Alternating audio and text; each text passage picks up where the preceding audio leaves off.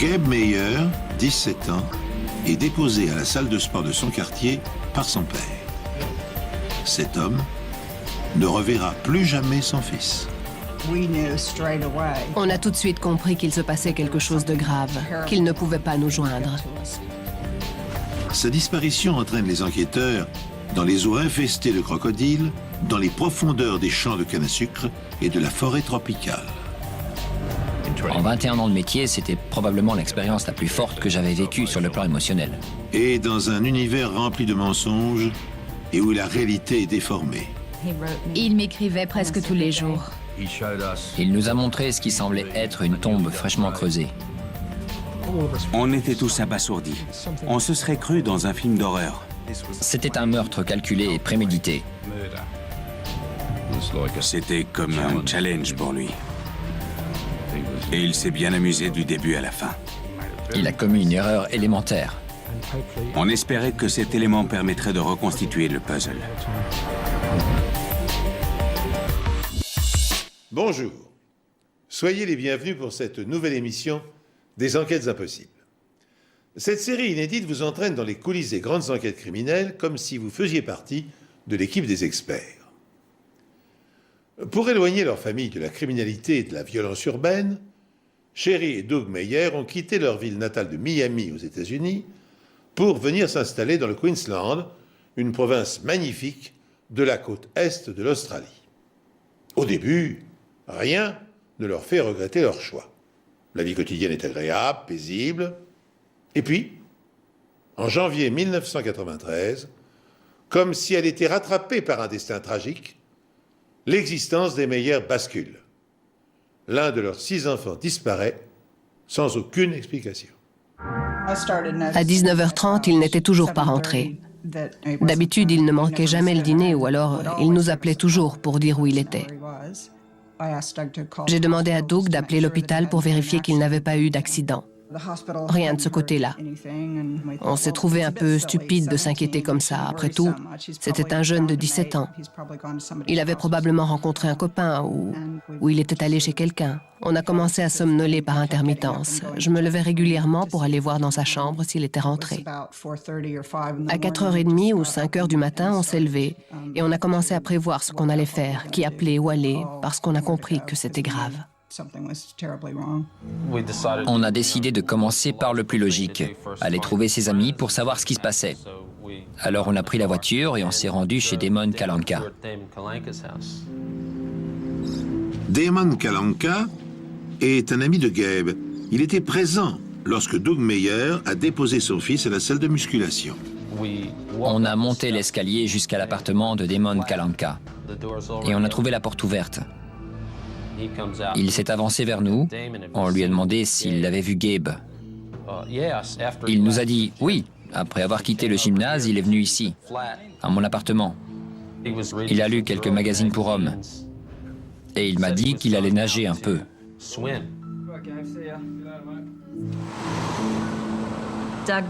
Doug Meyer est arrivé au commissariat pour signaler la disparition de son fils Gabe. Il avait avec lui 2 de ses amis qui ont dit ne pas savoir où il se trouvait. Gabe était parti de chez Damon Kalanka dans l'après-midi pour aller nager à côté du ponton sur Johnstone River. Doug a dit que c'est très inhabituel parce que son fils n'allait jamais nager à la rivière. Il savait qu'il y a des crocodiles, qu'il ne faut pas nager dans la rivière, surtout en fin de journée. En plus, il pleuvait ce jour-là. Ça ne lui ressemblait pas de faire ça. J'ai interrogé ses 2 amis et je leur ai demandé ce qu'ils en pensaient. Ils ont dit que ça leur paraissait bizarre venant de Gabe. Ils ont aussi précisé qu'il n'avait pas de problème à la maison, donc ça semblait un peu étrange qu'il ne soit pas rentré chez lui. Ce n'est pas l'histoire habituelle d'un jeune qui a découché pour faire la fête. Tout ce qu'on savait, c'est qu'un jeune était porté disparu et qu'il fallait explorer toutes les pistes. On devait donc retrouver toutes les personnes susceptibles d'avoir vu Gabe pour qu'elles nous donnent des informations sur son emploi du temps. On a donc commencé notre enquête à la salle de sport où Doug avait déposé son fils. On a parlé à plusieurs personnes qui ont confirmé que Gabe était bien là et qu'il était parti vers 16h30.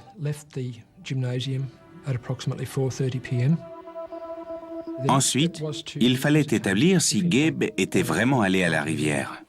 On était inquiet parce que si Gabriel était allé nager, il avait pu se noyer ou se faire attraper par un crocodile ou un autre animal sauvage.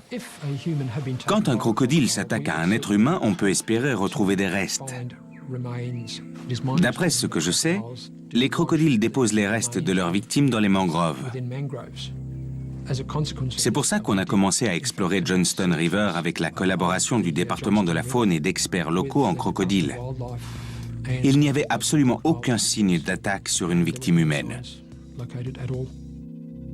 Il y avait une autre possibilité. Il avait peut-être fugué, tout simplement. On a étudié cette éventualité avec sa famille et ses amis.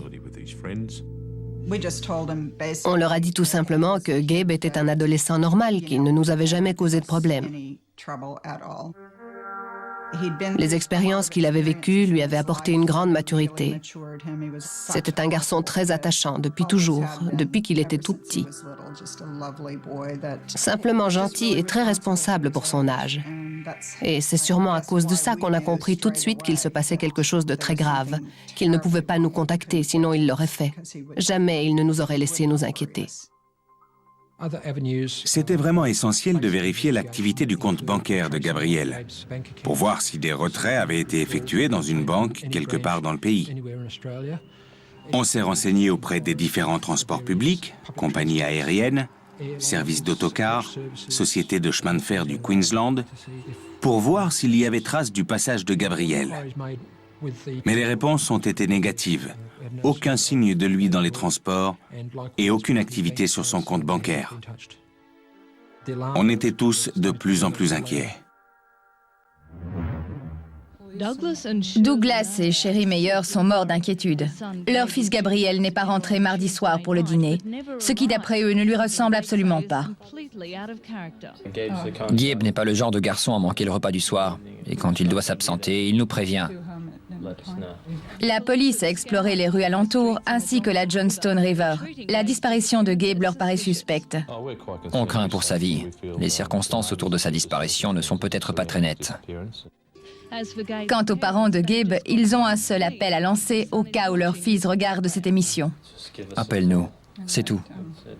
On t'aime, mon fils. On l'aime tellement. Il manque à tous ses amis.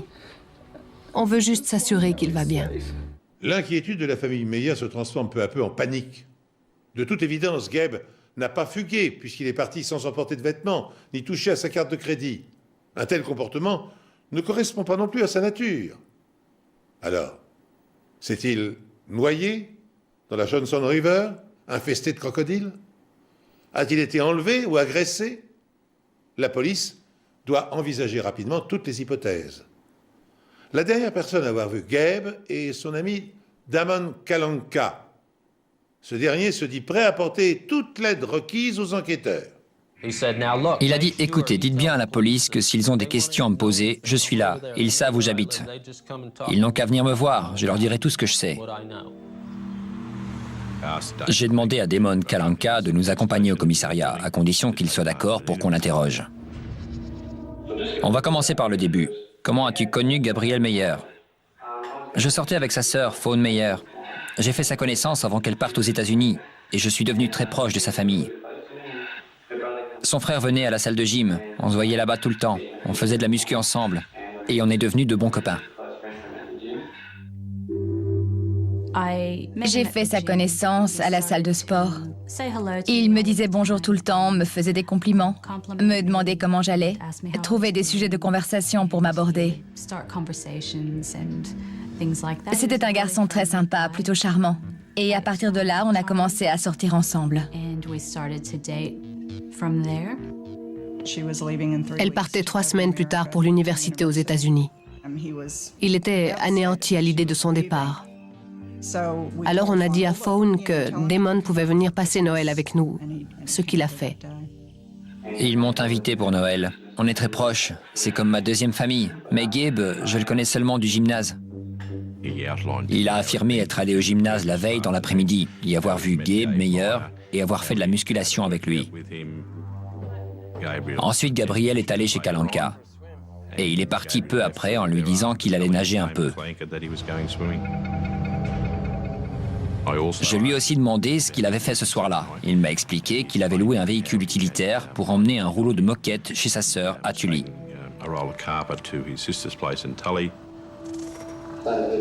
Je me suis mis en route pour aller à Tully. J'étais à mi-chemin quand il s'est mis à pleuvoir. Le rouleau de moquette était dans la remorque à l'arrière. Il n'y avait pas assez de place devant, alors j'ai fait demi-tour et je suis rentré chez moi. Il est où ce rouleau de moquette? Dans le garage. On est allé jeter un coup d'œil au rouleau de moquette qu'il devait soi-disant apporter à sa sœur à Tully. Déroulé à plat par terre, il semblait en très mauvais état, élimé, taché. Personnellement, pas le genre de cadeau que je ferais à ma sœur. Tout ça nous a paru un peu bizarre. Par conséquent, on a confisqué le rouleau de moquette. Il y avait une grosse tache à une extrémité du rouleau et quelques autres plus petites au même endroit. Apparemment, la première ressemblait à une tache de sang et d'après leur aspect, les taches plus petites en étaient aussi, probablement. On a pris des bandelettes test très utilisées dans les hôpitaux à l'époque pour faire ce qu'on appelle un sangueur test. On les humidifie et on les passe sur la tache. Si c'est du sang, la réaction chimique est immédiate. Une couleur bleu-vert apparaît. On a fait ça avec toutes les taches visibles sur la moquette, mais aucune bandelette test n'a produit de réaction significative. J'étais de repos ce jour-là et on m'a appelé pour me dire de venir au bureau de la brigade criminelle d'Innisfail, où on m'a informé de la disparition d'un jeune homme, Gabe Meyer. Ils ont mentionné le nom de Damon Kalanka. J'ai alors expliqué à Jacobs et Pickless ce qui s'était passé en 1991, que je l'avais inculpé pour tentative de meurtre sur un jeune homme du nom de Paul Melik. Il nous a fait un bref résumé de l'enquête concernant Melik. Kalanka sortait avec une femme, elle l'a quitté, et elle est ensuite tombée amoureuse de Melik.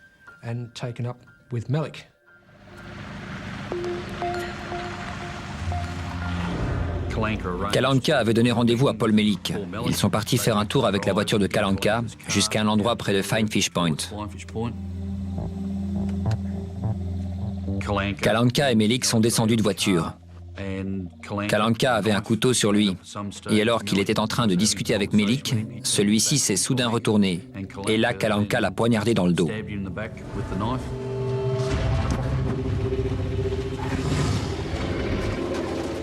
Mais Melik a réussi à s'enfuir, avec le couteau de Kalanka, dans une bande de terre au milieu d'un champ. Kalanka l'a poursuivi en voiture. Incrédule, Melik regardait par-dessus son épaule. Il a vu Kalanka accélérant sur cette bande de terre et il a juste eu le temps de sauter dans les graminées. La voiture l'a manqué de quelques centimètres. Damon Kalanka est inculpé de tentative de meurtre, mais cette charge est retirée lors du procès. Kalanka a plaidé coupable pour coups et blessures et conduite dangereuse. Il a été condamné à 200 heures de travaux d'intérêt général, avec 2 ans de mise à l'épreuve. Je l'avais lu dans les journaux. Un jour, Damon était au gymnase avec un copain et ils m'ont demandé si j'avais entendu parler de l'incident avec Paul Melik. J'ai répondu que j'étais au courant et les deux m'en ont parlé comme d'un triangle amoureux qui aurait mal tourné. Ils m'ont dit de ne pas croire ce que j'avais lu dans les journaux. À l'époque, ça ne m'a pas préoccupé plus que ça. On pensait que c'était pas le garçon idéal pour elle, mais c'était pas à nous de décider.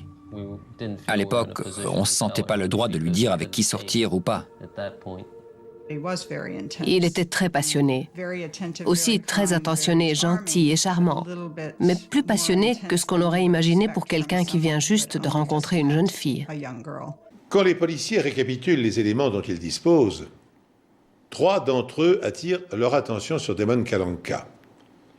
Le garçon est la dernière personne à avoir vu Doug. Il possède un antécédent violent puisqu'il a déjà poignardé un homme. Et puis, 3e fait intriguant, Damon a transporté une moquette usagée pleine de taches peu après la disparition de Doug. Fawn Meyer, sa petite amie, et la sœur aînée du disparu, n'est pas en mesure d'être interrogée par la police car elle séjourne aux États-Unis où elle poursuit des études. Ma mère m'a appelé pour me prévenir que Gabe avait disparu, qu'il n'était pas rentré à la maison la veille et qu'il se faisait beaucoup de soucis pour lui. Elle m'a dit que la dernière personne à l'avoir vu était Damon Kalanka. Et là, j'ai pensé immédiatement, oh mon Dieu.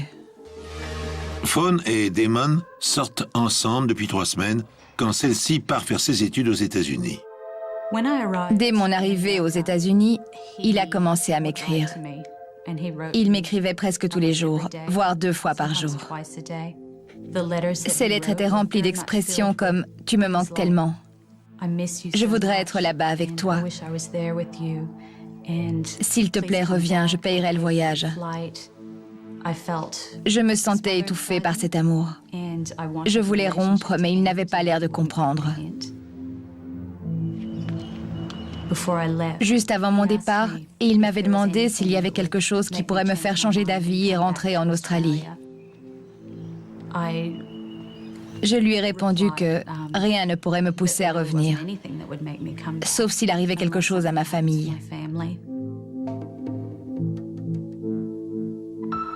Ce détail avait son importance. Les enquêteurs commençaient à penser qu'un moyen de faire revenir Fawn Meyer en Australie était de se débrouiller pour qu'un drame touche sa famille. Et à ça s'ajoute l'implication de Kalanka dans l'incident avec Melik. On devait étudier toutes les pistes et rester objectif, mais on avait peur qu'il soit arrivé quelque chose à Gabe Meyer. Damon Kalanka dit aux enquêteurs que cette nuit-là, il a loué un véhicule pour livrer un rouleau de moquette à sa sœur. Ce dernier est examiné, mais rien ne permet de faire le lien avec Gabe. Quand on mène une enquête, il faut passer en revue tous les éléments qu'on a pour étudier toutes les pistes, d'où la saisie de la moquette. À ce moment-là, on ne savait encore rien, mais là, on avait une preuve tangible, en espérant qu'elle permettrait de reconstituer le puzzle. Les enquêteurs ont déjà analysé, sans résultat probant, les tâches qui constellaient la vieille moquette que Kalanka devait apporter à sa sœur. Ils espèrent néanmoins que le véhicule utilitaire loué pour le transport révélera des indices. Pour quelle raison Kalanka s'en était-il servi 1h30 après le départ de Gabe, alors qu'il avait l'intention de ne l'utiliser que le lendemain matin? Pour n'importe quel véhicule de location, on note le kilométrage affiché avant qu'il quitte l'agence de location et le kilométrage quand le véhicule est rendu. On a établi que Kalanka avait parcouru 119 km avec le véhicule de location. Kalanka dit à la police qu'il a déposé son voisin au pub avant de prendre la direction de Tully. À mi-chemin, il fait demi-tour. Il arrive chez lui à 21h. Peu après, ses colocataires vont se coucher. Quant à lui, il ressort. Il va s'acheter une lampe de poche car il a l'intention d'aller pêcher. Mais comme il se met à pleuvoir, il rentre de nouveau chez lui. On a décidé de refaire l'itinéraire décrit par Damon Kalanka dans sa déposition pour la soirée en question.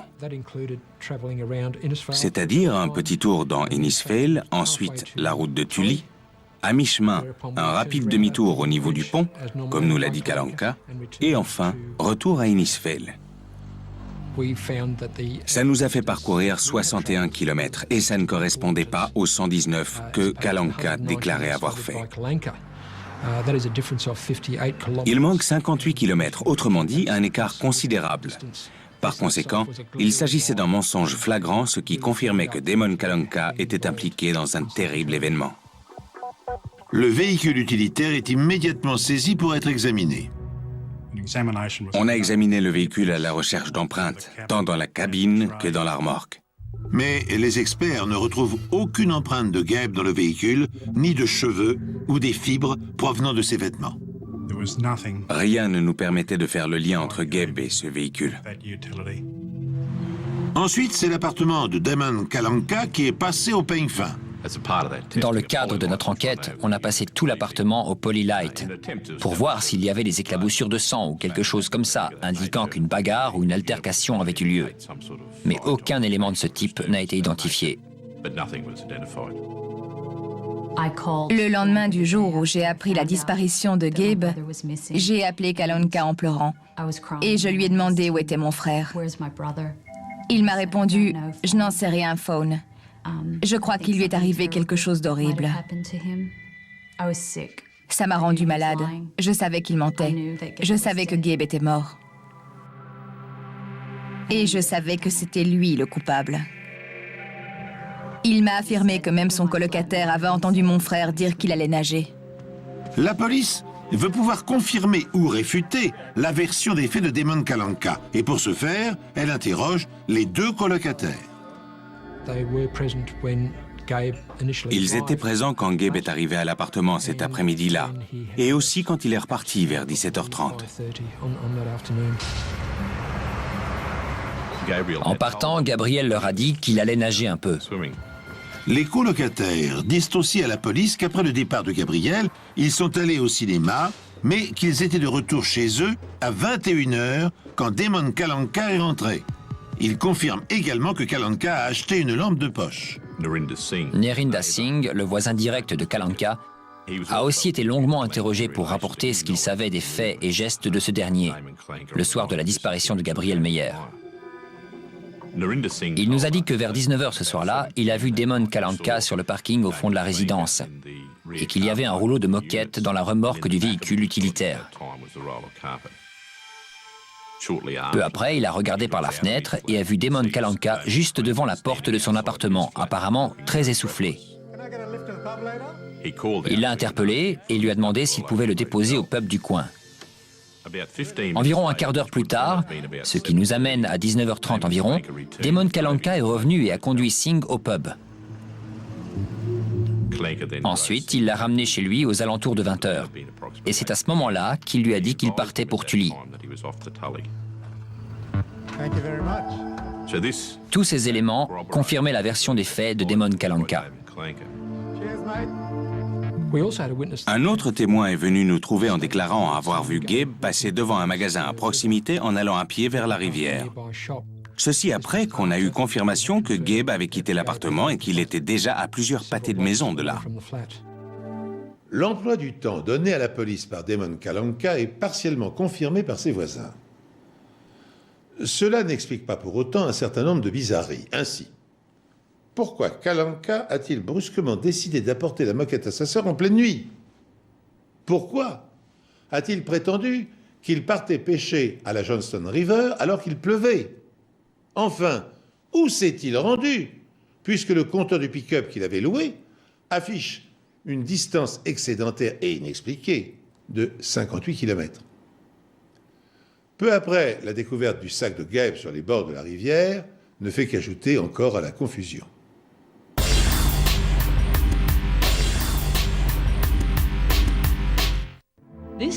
Ce sac, retrouvé par des volontaires sur la rive de la Johnston River, a été identifié comme étant celui de Gabe. La police va maintenant s'appuyer sur cette preuve essentielle pour tenter de retrouver le jeune disparu de 17 ans.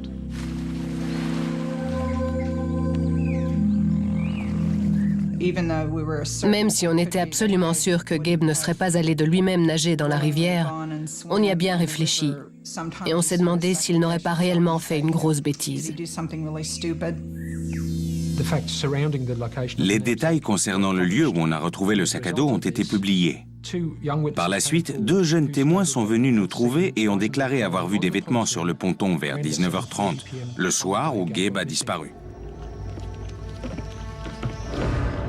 D'autres témoins sont également venus nous voir et ont déclaré qu'ils avaient vu des jeunes jeter certains de ces vêtements à l'eau.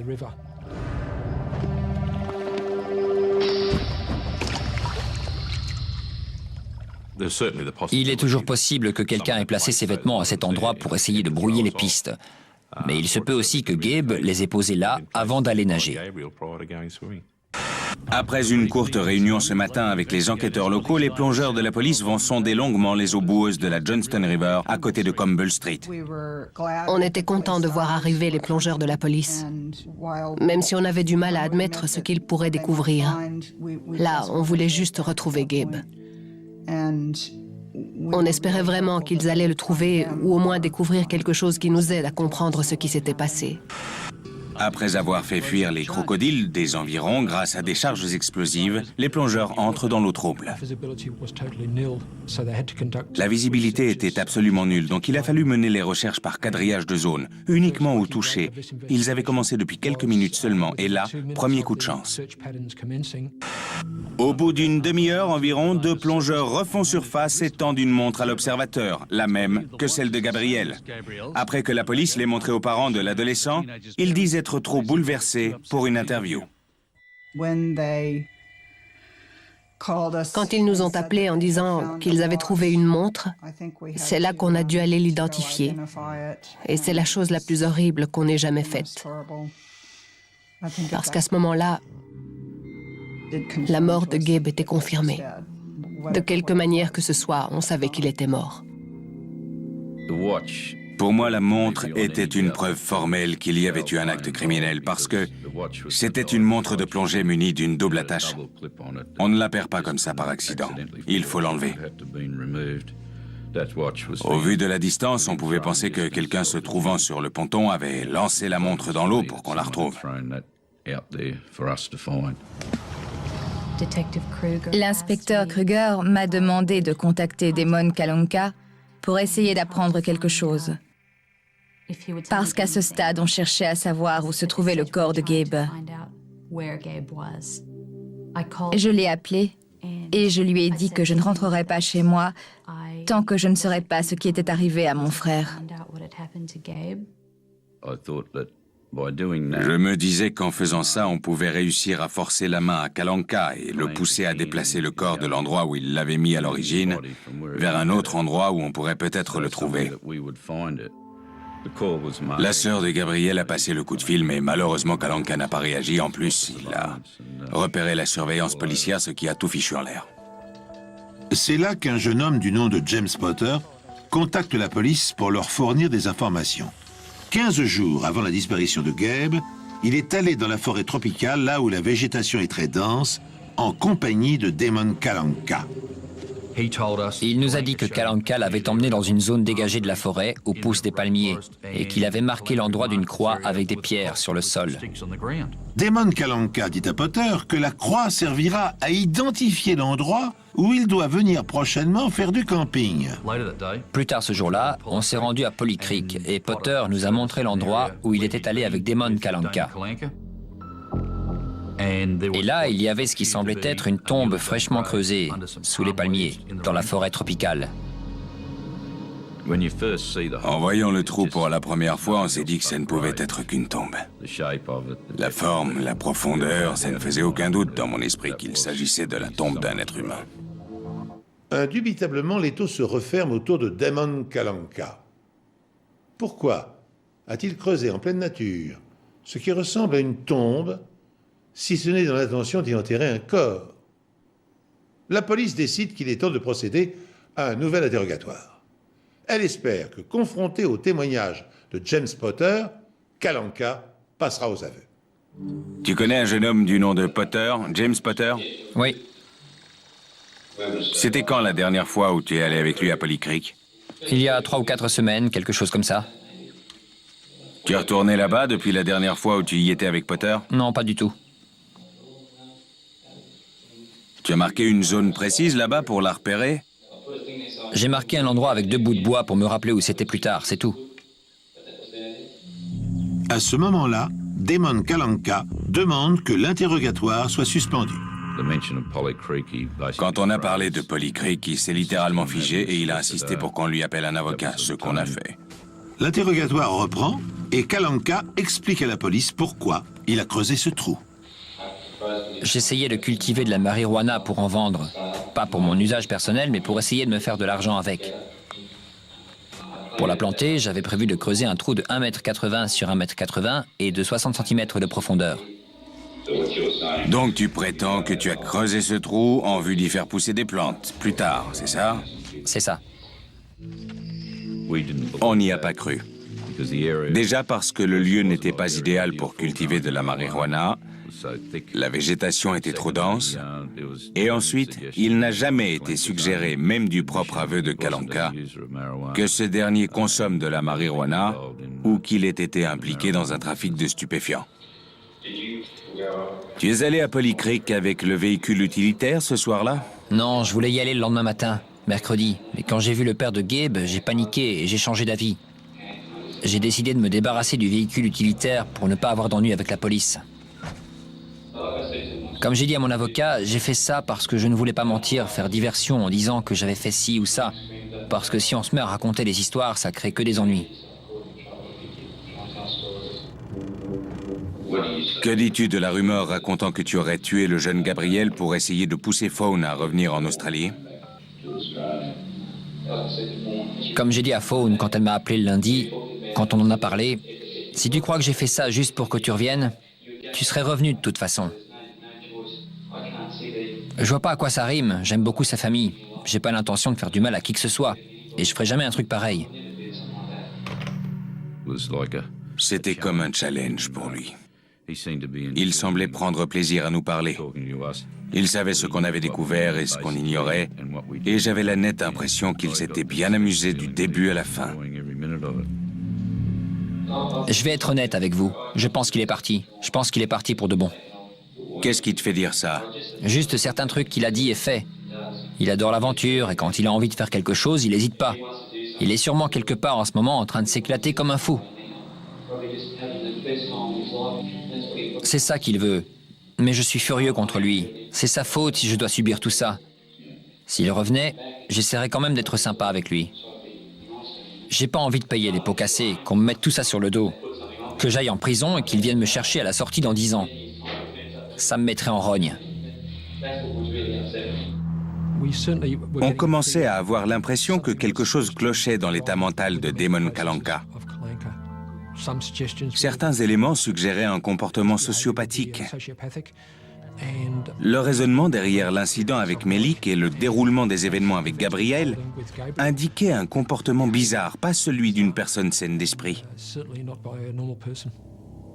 À ce stade, il fallait vraiment trouver le corps de Gabriel pour prouver qu'il ne s'était pas fait attaquer par un crocodile. Et, ce faisant, trouver une sorte de preuve médico-légale qui relierait Kalanka au crime. La police est maintenant convaincue que Damon Kalanka est impliqué dans la disparition de Gabe Meyer. Elle dispose d'un solide faisceau de présomption, mais elle ne peut pas encore procéder à son arrestation tant que le corps de la victime ne sera pas découvert. Enfin, le 26 janvier, jour de la fête nationale australienne, et 15 jours seulement après la disparition de Gabe, un événement inattendu déverrouille l'enquête.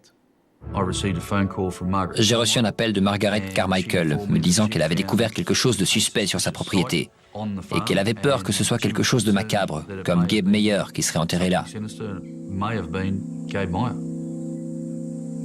La présence de la tombe a été signalée à la police hier vers midi par des gens ayant remarqué de la terre fraîchement retournée dans les broussailles de Moresby Creek, à la sortie d'Innisfail. La police a immédiatement écarté les médias et le public des lieux, tandis que les restes étaient exhumés pour être analysés. En 21 ans de métier, c'était probablement l'expérience la plus forte que j'avais vécue sur le plan émotionnel, la plus pénible. J'avais vraiment de la peine pour la famille. Un père sait certaines choses sans pouvoir l'expliquer. Je ne le comprends pas moi-même, mais parfois on sait instinctivement, comme ce jour-là. Ils n'ont pas eu besoin de nous dire. On était soulagés qu'ils aient trouvé son corps. Et d'un autre côté, c'était quelque chose de vraiment terrible. Je me souviens leur avoir demandé « Où l'avez-vous trouvé? Dans la rivière ?» Et ils m'ont dit « Non, dans une tombe. » En creusant à cet endroit, on a découvert ce qui semblait être une main apparemment attachée dans le dos de la victime. Après avoir retiré toute la terre autour du cadavre, on a vu que les mains et les pieds étaient liés, que le corps était enveloppé dans une couverture nouée avec de la ficelle. Le corps de Gabe est déterré puis transporté à la morgue. Parallèlement, la femme qui a signalé l'emplacement dans son champ de canne à sucre est interrogée. Elle a déclaré que le soir où Gabe a disparu, elle a vu les phares d'une voiture venant de la nationale et qui empruntait un chemin menant aux alentours de l'endroit où se trouvait la tombe.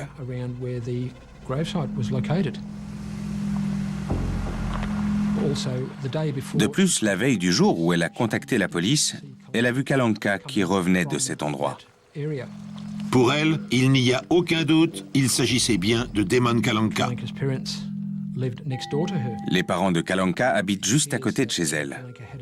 Il a grandi dans les environs, il connaît très bien le secteur. En fait, il est déjà allé pêcher à quelques mètres de la tombe. Les résultats de l'autopsie montrent que Gabe n'a pas été tué de façon brutale, par arme blanche ou par balle. Tandis que les enquêteurs attendent les résultats des analyses toxicologiques, d'autres preuves récentes sont étudiées. Pendant l'autopsie, la police a récupéré un certain nombre de pièces à conviction, comme la ficelle utilisée pour lier les mains et les pieds, ainsi que la couverture qui enveloppait la victime. La police rend publique l'existence de la couverture retrouvée au cours de l'enquête. Avec la famille Meyer, ils encouragent quiconque aurait des informations à se manifester.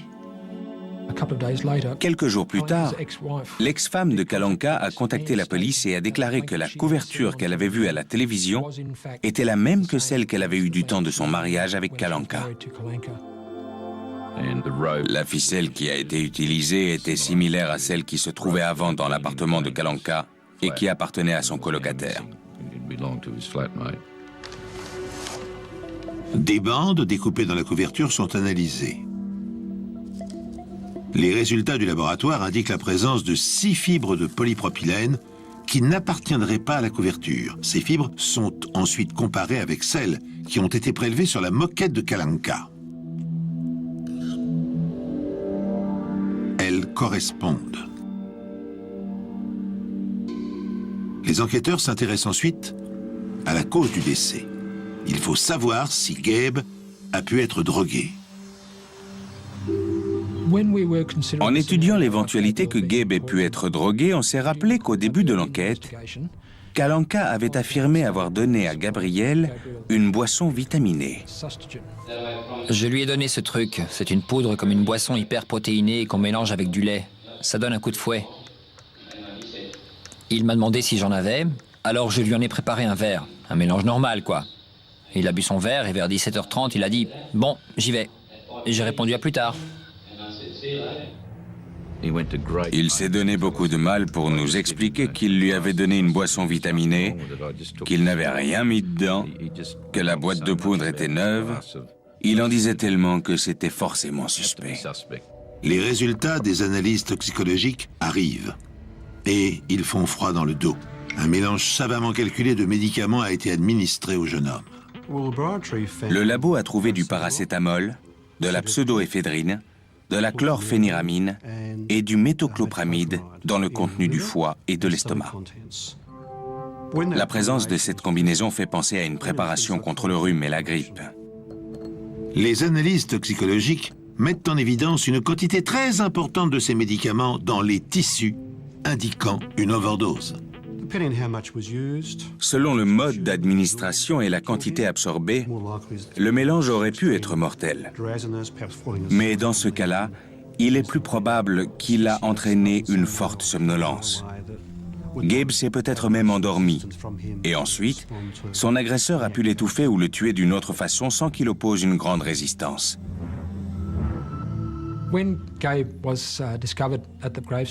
Quand le corps de Gabe a été découvert dans cette tombe, la police a repéré un petit morceau de plastique collé sur son visage, d'une forme plutôt inhabituelle, comme un petit rectangle avec un trou au milieu. On l'a identifié comme étant le renfort de poignée d'un sac en plastique que le tueur avait dû placer sur la tête de Gabriel. Cette fois, tous les indices concordent et prouvent la culpabilité indéniable de Damon Kalanka dans le meurtre de Gabe Meyer. Plus rien ne s'oppose à son arrestation. Mais au lieu d'avouer son crime, Kalanka tente une dernière diversion en utilisant un argument particulièrement odieux. Deborah Morton a dit au magistrat que Kalanka avait d'abord nié toute implication avant qu'elle passe à l'attaque pour tenter de le faire craquer. Elle lui a dit « Pour une fois dans ta vie, je veux que tu sois un homme et que tu nous dises la vérité. Notre famille doit savoir que toute ta vie, tu n'as été qu'un mythomane. » Madame Morton a déclaré devant la cour que son frère s'est mis à trembler avant d'avouer son crime. Et quand elle lui a demandé pourquoi, Kalanka a dit qu'à la salle de sport, Gabe lui faisait des avances et le touchait tout le temps. Alors il a perdu son sang-froid et l'a étranglé. Au début, on était furieux de penser qu'il racontait toutes ces choses au sujet de Gabe. Puis on s'est dit qu'il devait vraiment être désespéré. Mais cette manœuvre de défense ne sera plus jamais évoquée par Damon Kalanka. Je me souviens lui avoir demandé s'il pensait ou savait que Gabriel était homosexuel ou pas.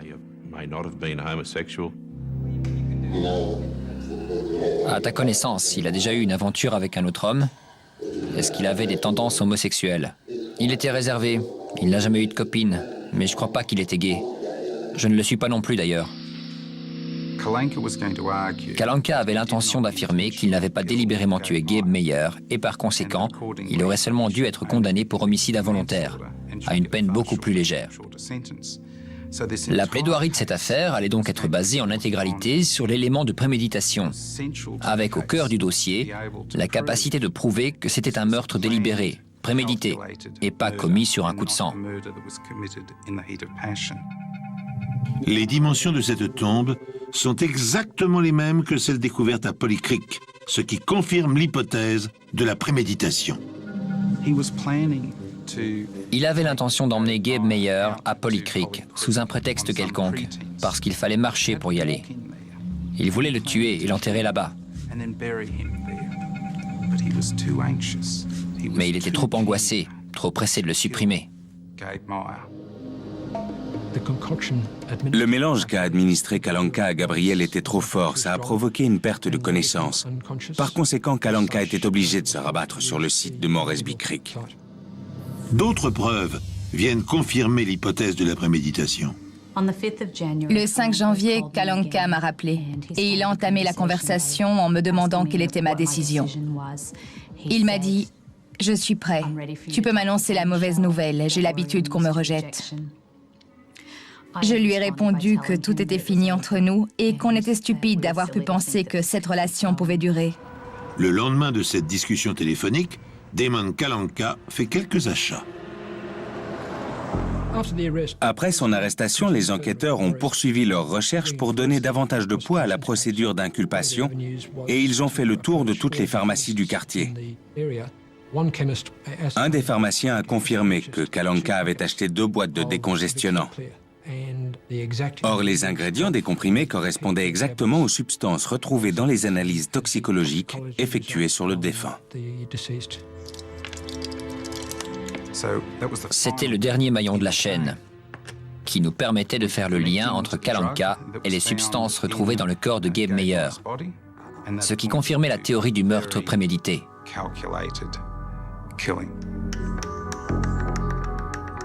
La procédure d'inculpation reposait essentiellement sur le fait que les 2 colocataires étaient sortis vers 17h45 et que Gabe Meyer était revenu à l'appartement peu après. Kalanka n'avait pas tué Gabe dans un accès de colère. Il lui avait donné cette boisson, l'avait observé pendant qu'il buvait et l'avait regardé perdre connaissance.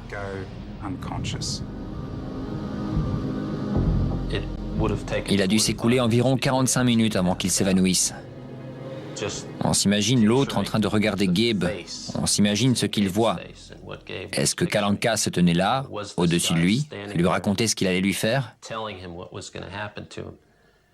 J'ai ressassé tout ça, et c'est vite devenu insupportable, au point que ce n'est pas dans ma nature, mais je me suis retourné, j'ai mis un coup de poing dans le mur.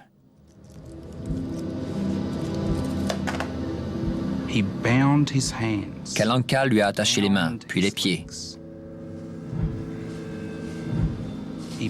Il lui a mis un sac en plastique sur la tête.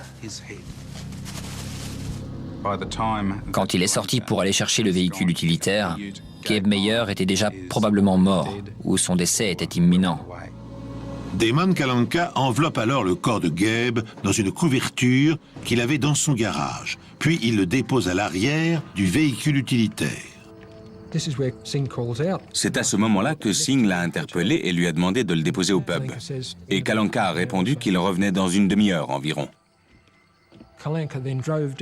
Il a roulé jusqu'au ponton de la Johnston River, où il a déposé la serviette de bain, les chaussures et le sac à dos de Gabe. Ensuite, il a jeté la montre de ce dernier dans l'eau. Ensuite, il est revenu à la résidence, a déposé son voisin Singh au pub pour qu'il récupère sa paye, puis il l'a ramené.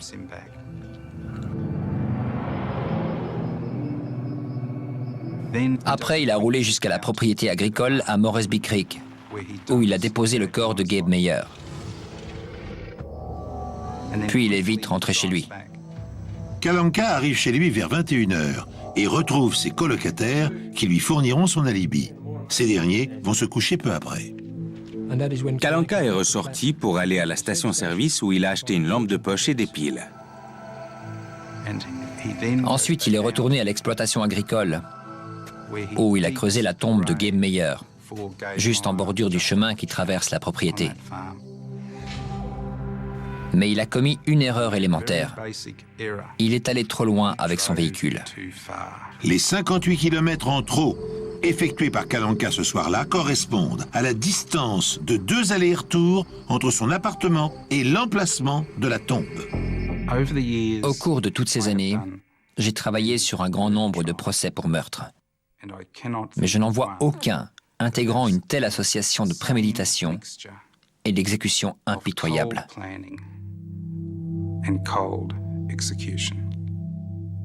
Après plus de 5 heures de délibération, le jury a déclaré Damon Frank Kalanka coupable du meurtre de Gabriel Meyer. Damon Kalanka a été condamné à la réclusion à perpétuité.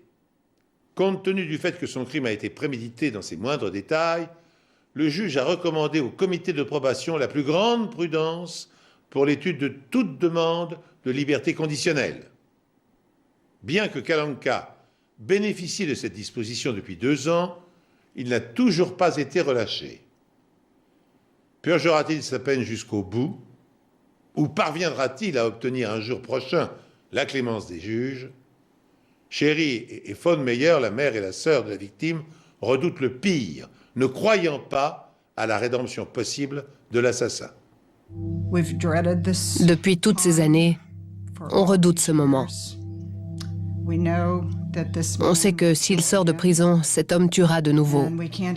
Et on a du mal à croire qu'un comité de probation autorisera sa libération.